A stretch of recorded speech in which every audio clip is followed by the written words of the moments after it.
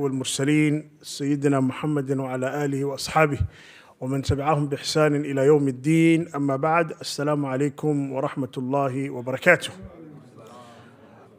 حياكم الله وبياكم, my dear brothers and sisters in Islam. Welcome to our lesson, the fiqh lesson, the fiqh of fasting.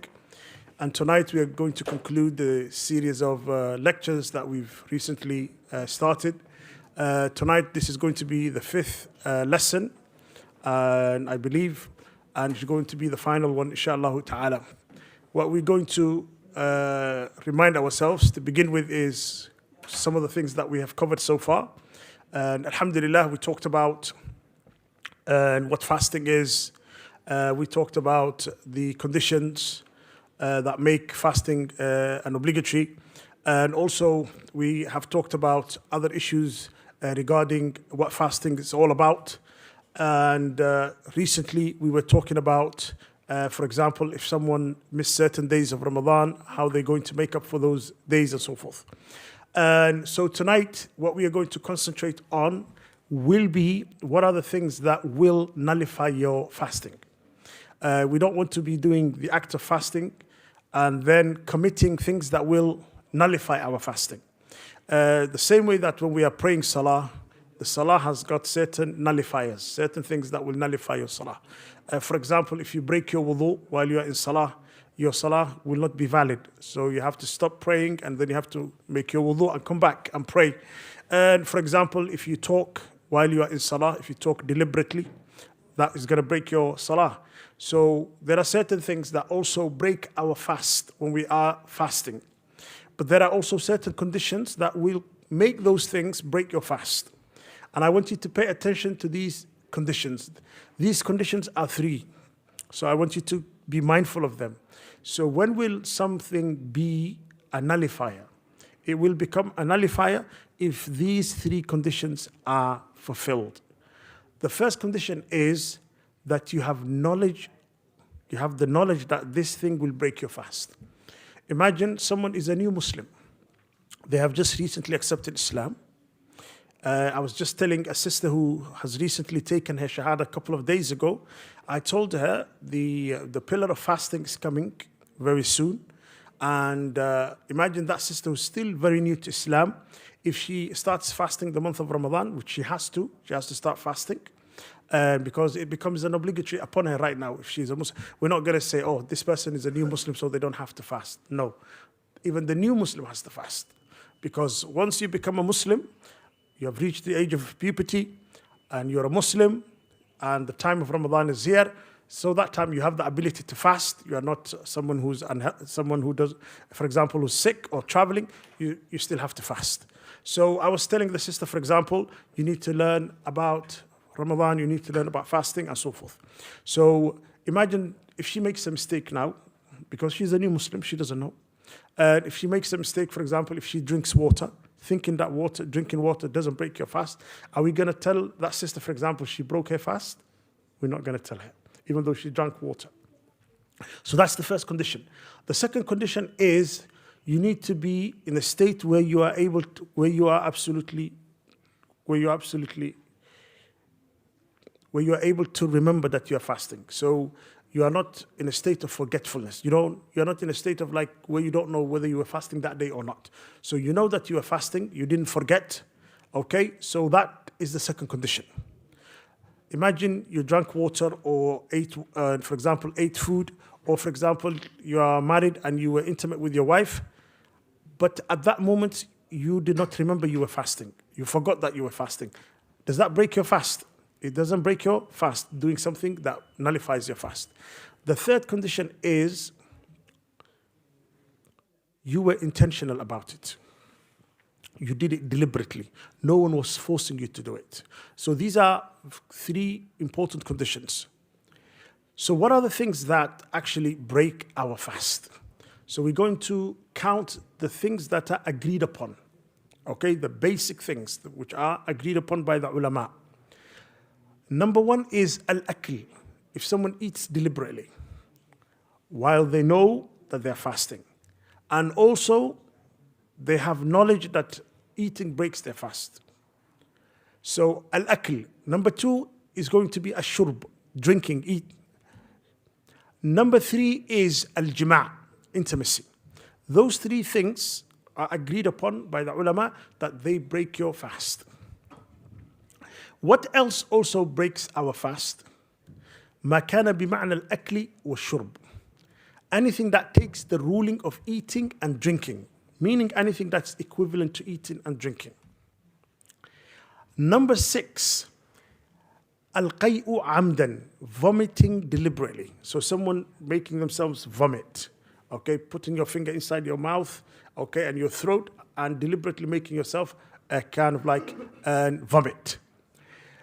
Number 7 is خروج الدم بالحجامة, okay, if blood comes out through cupping. So if you do cupping during the day of Ramadan, that's also going to break your fast, according to many of the ulama. Another thing that will break someone's fast, especially this is specific to our sisters, is al-hayd, al-nifas, okay, the period, and also al-nifas, postnatal bleeding. Imagine a sister was fasting throughout the day, and just maybe the last half an hour of the day or the last 20 minutes of the day, just before the sun sets, her period begins. We are going to say to that sister, your fast for that day, khalas, now is broke, and therefore your fast is broken, therefore you need to make up for that day. So the sister cannot say, oh, I was fasting the majority of the day, I was fasting up until like an hour before we were supposed to break our fast. Am I going to be considered as someone who has to make up for that day? What are we going to say? Yes, you need to make up for that day. Also, the things that break someone's fast include masturbation. Masturbation. If someone masturbates, that will break their fast. During the day of Ramadan, that will break their fast. And what happens is that person is sinful, and on top of that, they have to continue as if they're fasting during the day. They will have to continue as if they're fasting. The person cannot say, oh, I broke my fast by doing masturbation, for example, therefore I'm just going to eat and drink for the rest of the day. No. Yes, you broke your fast, but still you have to abstain from food, you have to abstain from eating, you have to act as if you are fasting up until the end of the day, okay, until sunsets. But is that day going to be valid? No. You need to make up for that day. That day, you need to make up for that day. What we are also going to look at right now is, let's say there are certain things and issues that are modern issues, and we're going to ask ourselves, do these things actually break our fast? So some of these things that I'm going to mention right now, they will break the fast, but some of them will not be breaking the fast. So if we look at these things, for example, and what we are going to look at is the nature of entry point. For example, if someone takes something, we will look at the nature of the entry point. Also, what we're going to look at is whether this thing is a nourishment or not. And we have mentioned the 3 conditions for nullification. So let's say the medical treatments that people normally have, but these medical treatments, they do not break our fast. So you need to pay attention from now on. The medical treatments that do not break the fast. Number 1 is standard inhalers and oxygen. That will not break your fast. For example, if someone uses inhaler, that is not going to break their fast. Also, sublingual medication. And what is sublingual medication? These are pills dissolved under the tongue and also absorbed by the body without reaching the interior stomach. They are also permissible. Imagine if you're using some medicine that you need to put under your tongue and then it's absorbed into the body. Those things will not reach the stomach. Therefore, they're not going to break your fast. So I want you to be aware of that as well. What about when it comes to drops and sprays? For example, ear drops, or for example, eye drops and nose sprays. So when it comes to these things, generally, they do not break the fast. For example, ear drops are safe because there is no connection to the interior unless the eardrum is torn. Okay, so that's not going to break your fast. Also, issues to do with the skin, dermatological treatments, for example, skin patches, for example, and including the nicotine patches, for example, medicinal creams, laser hair removal, for example, and laser skin treatments, they do not invalidate our fast as well. So these things, they do not invalidate our fast. What about when it comes to injection? For example, injections, do they break our fast? What we're going to say, this is the basic rule, non-nutritious injections, medications or vaccines, for example, they do not break our fast. Are you with me, brothers? Those things do not break your fast. What about insulin injection as well? Insulin injections, for example, they do not break, they're permissible and they do not break our fast. What about anesthesia, anesthetics? Anesthesia, for example, if non-nutritious injections generally, okay, when it comes to anesthesia, whether it's local anesthesia or whether it is, which is a kind of like, let's say, a regional anesthesia, that will not affect our fast. What about the general anesthesia as well? The major one, the one that's the whole body, for example. That itself will not break the fast, provided the person is awake for at least a portion of the day. Imagine you're under anesthetics right now from the time of Fajr, all the way to the time of Salat al-Maghrib. Is your fast that day going to be valid? No. Imagine you woke up like an hour before the sun sets. What are we going to say? Your fasting is going to be valid. Okay, so portion of the day, you need to be awake. Portion of the day, you need to be awake and you know what's going on. Okay, what are the medical procedures that break our fast? Among them is dry powder inhalers, for example, because what happens is the dry powder inhalers, they're unlike the mist inhalers because these involve a larger portion of powder reaching the stomach, which nullifies the fast. What about nose drops? The nose drops. Before we talked about the ear and also the eyes, but now what about the nose drops? The nose drops, these will kind of like, they are discouraged. The ulama, they discourage, as the nose is an access point to the stomach. And liquid often reaches the throat and then stomach. What about nutritious injections? Do they break our fast? Yes. For example, IV drips, injections containing glucose or vitamins, those things, because they're going to give nourishment to the body, therefore they're going to invalidate the fast. What about dialysis and blood transfusion? These procedures also, they break our fast as well. Dialysis or blood transfusion. What about donating blood? What about donating blood? So if you are donating a large amount of blood and it's going to be removed from your body, that is going to break your fast because it's going to weaken you. Same as the hijama. When you're doing hijama or cupping, that breaks your fast. This also will break your fast. So the next section that we're going to look at now is what about the dental and oral care? Dental and oral care. The people ask these questions quite frequently. Okay, can I go to the dentist? Can I take a teeth out, for example? And can I have something done, for example, by the dentist and so forth? Beginning with toothpaste and mouthwash, these are permissible, but better to avoid them, okay? Because sometimes some of us, we love the taste of the toothpaste and we like to swallow it. It's like food for us, okay? So if you are someone like that who's addicted to it, the swallowing of the thingy, stay away from it, okay? Because that's gonna break your fast.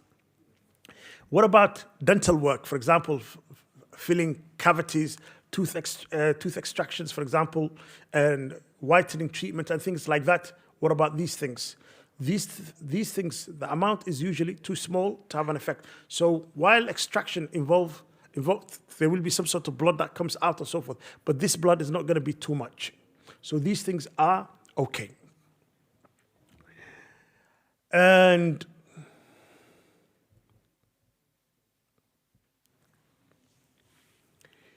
we have mentioned these different issues that normally affect people sometimes during the month of Ramadan. And for example, if a mother is breastfeeding, okay, if a mother, for example, is breastfeeding, she can break her fast. It's allowed. If she's worried for her health, if she's worried for the child, she can break her fast. There's no problem with that. And if someone has got a chronic illness and they're not going to get better from that illness, they can break their fast. And what can they do instead of fasting? If someone will never get better, what do they need to give? Fidya. They need to give fidya, mashallah. Very good. That's what they need to do. So alhamdulillah, right now we have covered, and alhamdulillah, the majority of things that might actually affect our fast and nullify our fast or break our fast, and also some issues that do not affect our fast. So inshallah ta'ala, I hope that you benefited from that. Do you have any issues, any question that you want to ask? Inshallah ta'ala, yes. Let's say, so when you're having Yeah. and you eat food, sometimes food gets like stuck in your mouth. Yeah. And then once the time of Fajr passes, what if the food like gets out of your teeth? Very good, Bachelor. Good question. Yes, the brother asked, after you have your suhoor, sometimes some food will be left behind, stuck to your teeth, and for example, your molars and things like that, they will hide somewhere. And if they come out after Salatul Fajr or while you're praying your Salat and so forth, what should you do? Okay, make sure that you get them out. Okay, you spit them out, and do not deliberately swallow them. Because if you deliberately swallow food parts, for example, a bit of meat here, a bit of that, that is going to break your fast. Okay, so make sure that you get rid of it. But if it's out of your control and you swallow it without even noticing it, or for example, you weren't able to keep it out, it just went straight down. So inshallah ta'ala, that time you will not be held responsible for that. Okay, so any other question, inshallah ta'ala? Oh, everything was understood. Okay, brother Sabir. I've got a question. Yeah, okay. Does it relate to what we said? Yeah. Just relates to Ramadan. Yeah, okay. When you said before, when you're on anesthetic, Yeah. if you're awake for part of the day, Yeah. it will still be valid. Yeah. Sometimes when people fast, they get tired, like to sleep from Fajr to Dhuhr, Okay. all the way to Dhuhr, and then have a nap, Okay. like that. Very good. Will that affect? Would that affect? Very good question, Brother Sabir. Brother Sabir has asked the question, if somebody sleeps during the day of Ramadan, especially big parts of the day, imagine somebody goes to sleep straight after Fajr, they continue sleeping until Dhuhr time, they might just wake up for Dhuhr, pray their Dhuhr, and then go back to sleep again, and then wait for Asr, or maybe don't even wake up at the time of Asr, they just wake up just before the sun sets, and they pray the Asr, and then they come to the masjid for Maghrib and break their fast. Okay, yes, as long as the person is, for example, if someone sleeps throughout the day, for example, from beginning to the end, if the person sleeps throughout the day, that will not break their fast. Imagine you slept from Fajr all the way to Maghrib, that is not going to break your fast. So your fast is still going to be considered valid. As long as you had the intention to fast that day, during the night, you had that intention, yes. That's the important thing. But if someone, for example, is under anesthesia, for example, they need to be awake part of the day. Okay?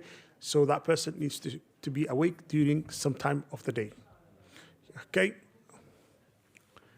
Inshallah, any other question? Yes, brother.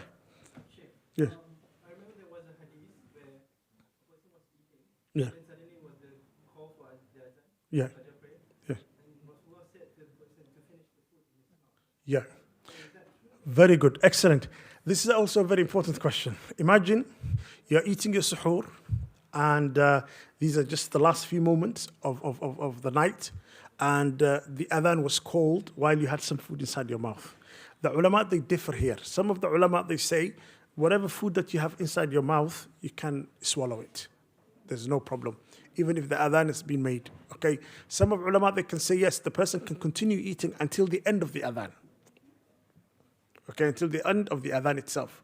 And some of the ulama, they say no, as soon as you hear the adhan or the time enters, even if you have something in the mouth, just spit it out. Don't keep it inside. Okay, don't swallow it. What is the actual hadith about this? The hadith, not the ulama. No, this, because the ulama, both of the, because the Prophet sallallahu alaihi wasallam, this is what he has said. The Prophet sallallahu alaihi wasallam has said, if you hear the adhan of Abdullah ibn Maktoum, if you hear his adhan, that time you have to stop eating. Okay? But if you hear the adhan of Bilal, eat. Because Salatul Fajr had two adhans. So one adhan would be the earlier adhan, to wake up everybody, just to let them know Fajr is getting closer, you need to wake up, eat. Okay? So the other adhan, which is Abdullah ibn Maktoum's adhan, that time you need to stop eating. Why? Because Abdullah ibn Maktoum, he was blind. He wasn't able to know whether the Fajr, the true dawn, is out or not. So he had to ask people, has the Fajr, the dawn, the true dawn, is it there right now? And when the people tell him yes, he would go and make his adhan. So that means the time for kind of like Salatul Fajr has entered and people have to stop eating. So some of the ulama say, if you have some food inside, you are still considered food that you have inside your mouth, you can swallow it, no problem. Some of the ulama said no, because the adhan has been called, finished. You have to stop it there. Because the Prophet ﷺ told us to stop when you hear the adhan of Abdullah ibn Maktoum. Hayakumullah wa biyakum. So inshallah ta'ala, that's where we are going to stop bi'idhnillahi ta'ala. And alhamdulillah, those of you who are coming to all the lessons, alhamdulillah, all the 4 or 5 weeks, some of you, mashallah, you've been coming from the first night or from the second night up until now. And may Allah subhanahu wa ta'ala reward you for that. And our brothers and sisters who are following us via the YouTube, may Allah subhanahu wa ta'ala also bless them. Whatever good that we said and that was correct is from Allah subhanahu wa ta'ala. If there was any mistakes that was said during the series of lessons that we've had, that's from me and from shaitan, and may Allah subhanahu wa ta'ala forgive me. And I want to thank our media team, mashallah, for putting the effort in and also live streaming this lesson. So jazakumullah khairan. And next time we see each other, it's going to be hopefully some of you tomorrow, maybe Fajr, inshallah ta'ala. Remember Fajr, we have the hadith reflection, the last one tomorrow, and the breakfast together as well. And tomorrow we are going to honor, inshallah ta'ala, the families who used to bring the Fajr, mashallah, breakfast on Sundays. We're going to honor them tomorrow, inshallah ta'ala. So we'll see you then. Some of you will see, inshallah ta'ala, maybe tomorrow sometime or Monday, inshallah ta'ala. And Ramadan might start, which day did we say? Yeah, Ramadan might start Wednesday. If Ramadan, the first day of Ramadan, if it is Wednesday, which night are we going to pray Taraweeh? Tuesday night. So that means the only nights we are sure right now we're not going to pray Taraweeh is Sunday night tomorrow. There's no Taraweeh. Monday night, inshallah ta'ala, there is no Taraweeh. But Tuesday night, 50-50. Tuesday night, 50-50. There might be Taraweeh or there might not be Taraweeh. But Wednesday night is for definite. There will be Taraweeh. So inshallah ta'ala, keep that in mind. Bi-idhnillah ta'ala. Hayakumullah wa biyakum.